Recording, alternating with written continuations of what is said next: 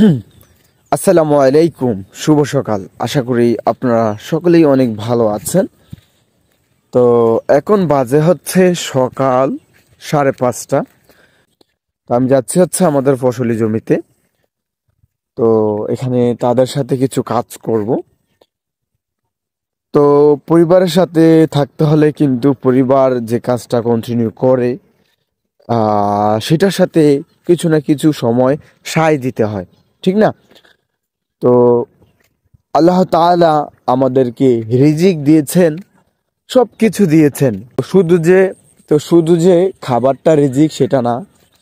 আমি কথা বলছি, আমি ভালো পরিবেশে আছি, ভালো জায়গায় আছি, অর্থাৎ আমার জীবন থেকে শুরু করে জীবনের শেষ পর্যন্ত যাই পাচ্ছি, ভালো মন্দ সব কিছু হচ্ছে রিজিকের তালিকার মধ্যে পড়ে। অতএব আমরা আল্লাহ তাআলার শুকরিয়া আদায় করতেই হবে। কারণ না, যদি শুকরিয়া আদায় না করি, কারণ যদি শুকরিয়া না আদায় করি, তাহলে আল্লাহ তাআলা আমাদের থেকে মুখ ফিরিয়ে নেবেন। যদি আল্লাহ তাআলা আমাদের থেকে মুখ ফিরিয়ে নেয়, তাহলে কিন্তু আমরা ধ্বংসের কবলে পড়ে যাব।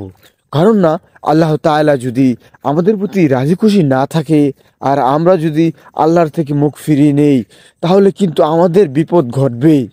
কারণ আল্লাহ তাআলা আমাদেরকে সঠিক পথের অনুসারী হিসেবে অনেক নবী রাসূল পাঠিয়েছেন আমাদের জন্য অনেক বার্তাবাহক পাঠিয়েছেন, আমাদের জন্য কোরআন পাঠিয়েছেন, বিভিন্নভাবে আমাদের জন্য বিভিন্নভাবে আমাদের জন্য পথ নির্দেশক পাঠিয়েছেন।